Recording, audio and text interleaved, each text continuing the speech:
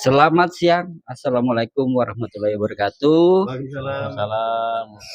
Dengan tidak sengaja dalam keadaan sehat walafiat kita bisa berkumpul.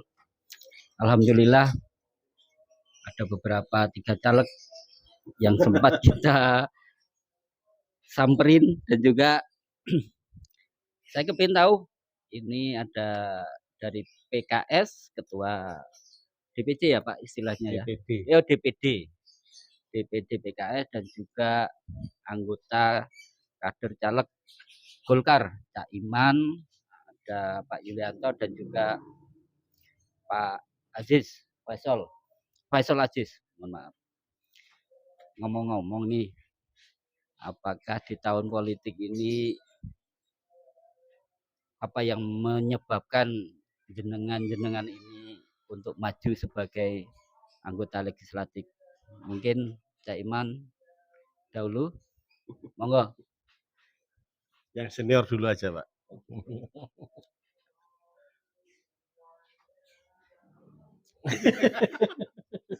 Waduh sungkan ya. Terima kasih, alhamdulillah.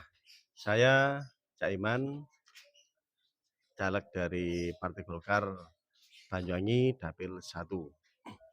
Saya memutuskan maju caleg tahun 2024 melewati banyak proses itu tadi. Mulai 2020 saya sudah mempersiapkan diri lewat personal branding, spanduk Cak Iman dan sebagainya. Alhamdulillah sampai dengan hari ini sudah pasang sekitar 250 spanduk tausiah jalanan. Dan alhamdulillah sampai dengan hari ini responnya bagus. Dan saya sudah pernah mengadakan survei ringan pada saat Januari, Februari di internal partai pada saat itu, partai A sebelumnya, alhamdulillah populer itu tadi. Memang populer tidak masih belum menjadi elektabilitas, tapi minimal salah satu senjata dulu. Terus kemudian setelah tersingkir dari partai yang lama, kemudian di Golkar pun saya juga melakukan survei. Alhamdulillah masih populer itu tadi. Sehingga bismillah maju, kemudian dengan segala kelebihan dan kekurangannya itu tadi, dan juga mohon doa restu dari keluarga, terutama orang tua dan anak istri tadi. Terima kasih, berarti sudah punya tolok ukur ini. Akhirnya bisa memberikan kata populer ini tadi. Kemudian monggo waktunya Pak Faisal Aziz. Kalau saya sih secara pribadi tidak mencalonkan diri ya, karena ditugaskan oleh partai. Nah, di PKS itu sebetulnya nggak boleh mencalonkan diri, nggak boleh. Betul. Kami dicalonkan partai karena kebetulan karena pecah dapil ya, jadi 8 dapil. Bu Neni di dapil 1, sehingga pecahnya ini yang dulu dilayani oleh Bu Neni ini harus ada penggantinya yang merawat. Jadi motivasi saya ini melanjutkan rawatan yang dilakukan oleh Bu Neni selama ini yang sudah bagus untuk meningkatkan pelayanan PKS kepada masyarakat. Itu aja sebetulnya. Gitu. Pak Yulianto, monggo. Assalamualaikum warahmatullahi wabarakatuh. Ya. Kalau terkait dengan pencalonan, sebenarnya saya ini orang baru di dalam dunia politik. Cuman saya hanya berpikir kepada diri saya sendiri, bagaimana caranya saya itu bisa bermanfaat bagi masyarakat. Sesuai dengan slogan sesuai dengan slogan saya itu memang slogan saya itu khairun nas anfa'um linnas. Sebaik-baik manusia itu bermanfaat bagi orang lain. Ya, berangkat dari sana, jadi saya berpikiran saya ingin bermanfaat yang lebih luas, khususnya bagi masyarakat Banyuwangi. Umumnya kepada negara Republik Indonesia. Umumnya seperti itu. Jadi saya bermanfaat melalui kancah politik, kancah pencalekan di dalam dewan.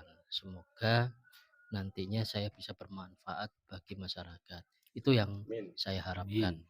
Terus kemudian ada salah satu pepatah atau petuah yang mengatakan hidup sekali, hiduplah yang berarti. Nah, itu yang sampai saat ini saya pegang erat. Kalau kita hidup gak berarti, bodoh ae. Apa bedanya sama orang-orang yang lainnya? Jadi saya ingin menjadi hidup saya ini berarti dan bermanfaat buat masyarakat. Khususnya di Dapil 1, kebetulan saya menggunakan kendaraan Partai Golkar seperti itu. Itu saja mungkin. Ya, bentar Pak Yuli lanjut karena ini nanti langsung kembali lagi bergilirannya. Oke. Ada satu pertanyaan. Ini masalah optimisme. Ya. Ya. Yakin nggak untuk bisa menduduki satu kursi lah, meraih satu kursi dalam pertarungan besok? Kenapa saya tanyakan kepada panjenengan ini? Karena jenengan ini adalah orang non incumbent. Ya, non incumbent. Cuma kan bedanya kalau Pak Faisal ini kan dalam tanda kutip kan masih unggul. Ya. Karena sebagai ketua DPD PKS. Ya. Kalau jenengan kan orang baru. Ya. Yang dari partai kemarin kemudian sekarang masuk di Golkar. Ya. Yakin nggak dapat satu kursi? Gini, untuk terkait yakin dan tidak yakin, saya jujur terus terang aja, semua itu harus kita yakini. Amin. Kita harus meyakini bahwa semua usaha, semua ikhtiar itu akan membuahkan hasil. Betul. Apapun itu yang dihasilkan oleh Allah, itu yang terbaik bagi saya pribadi. Pada intinya sebenarnya kita atau saya meyakini kalaupun kita bisa bermanfaat buat masyarakat, pasti mereka akan mengingat saya. Walaupun saya tidak duduk di dalam dewan, paling tidak mereka akan mengenal saya. Sehingga manfaat ini nanti akan menjadi amal jariah saya besok kelaknya di akhirat. Itu yang saya tekankan sebenarnya. Urusan jadi dan tidak jadinya itu urusan Allah. Itu semua rahasia dari Allah dan saya hanya mengharapkan ridhonya Allah. Kalau saya jadi, insya Allah Allah ridha. Kalaupun saya tidak jadi, berarti ada rahasia di balik sana. Seperti itu. Oke, luar biasa. Mungkin Pak Faisal, karena ini PKS ini kan saya tahu bahwa PKS ini kan orang-orang fanatik dan punya masa sendiri. Dan kita kadang sulit ini orang pendukungnya PKS dan lain sebagainya. Kira-kira nanti untuk penyebaran menambah suara itu mudah apa tidak? Ya. Saya kira semua partai punya peluang ya. Ya. Semua partai punya peluang untuk menambah ceruk suara lah kalau begitu saya bilang. Kalau PKS dikatakan punya masa eksklusif dan sebagainya, saya kira tidak. Ketika kita turun di lapangan, sebetulnya masyarakat menunggu, menunggu aksi kita, dan mereka cenderung tidak berpikir tentang partai, tapi lebih cenderung kepada figur.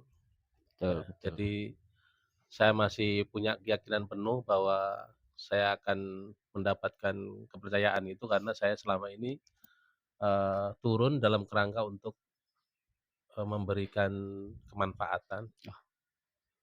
Tergantung treatment juga nanti ya. Treatment di lapangan. Misalnya kan tiap wilayah juga beda-beda ini. Betul, tiap kecamatan beda. Betul. Mungkin Cak Iman, karena orang banyak mengenal Cak Iman ini seorang akademisi. Kemudian orang juga banyak menilai bahwa masih terbawa-bawa nama bapak ini di belakang. Cak Iman putranya Pak Santo dan lain sebagainya. Kadang orang itu antara mau dan tidak itu masih melihat Pak Santo untuk bisa menentukan pilihannya gitu. Iya dan tidak. Gimana? Jadi begini, memang pertama itu dalam pekerjaan apapun kita harus yakin. Betul. Dan juga yang penting ikhtiar. Allah mewajibkan kita tuh ikhtiar. Soal hasil kita pasrahkan kepada Gusti Allah. Itu tadi. Yang penting kita yakin dalam bekerja, semoga bermanfaat dan membawa hasil itu tadi. Oke. Terus kemudian masalah itu tadi yang lainnya adalah memang siapapun pasti selalu ingat pada siapa orang tua kita, siapa keluarga kita dan sebagainya. Ini memang membawa nama berat orang tua. Nah, memang segmen kami adalah di dunia pendidikan karena saya sendiri sudah di kampus lebih dari 20 tahun, tepatnya 23 tahun itu tadi. Jadi segmen kami adalah di dunia pendidikan. Untungnya lagi saya juga jadi komite SMP Negeri 1 Banyuwangi dan SMP PGRI. Alhamdulillah saya tidak pernah menggunakan politik dalam di SMP Negeri 1 Banyuwangi tadi. Jadi aman tadi.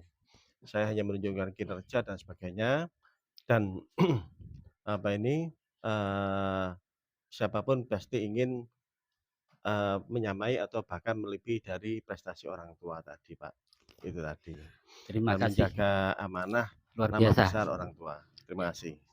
Oke. Saya kira untuk sementara cukup dan apa yang disampaikan memberikan warna tersendiri bagi pertarungan di dunia politik 2024. Semoga harapannya beliau-beliau ini bisa mewakili kami. Amin. Dan bisa membawa semacam perubahan dalam lingkungan legislatif yang mungkin notabene selama ini dianggap sebelah mata oleh masyarakat. Ya. Karena waktu sudah menjelang sholat duhur, saya akhiri. Wassalamualaikum warahmatullahi wabarakatuh. Salam satu kursi. Salam satu kursi. Kita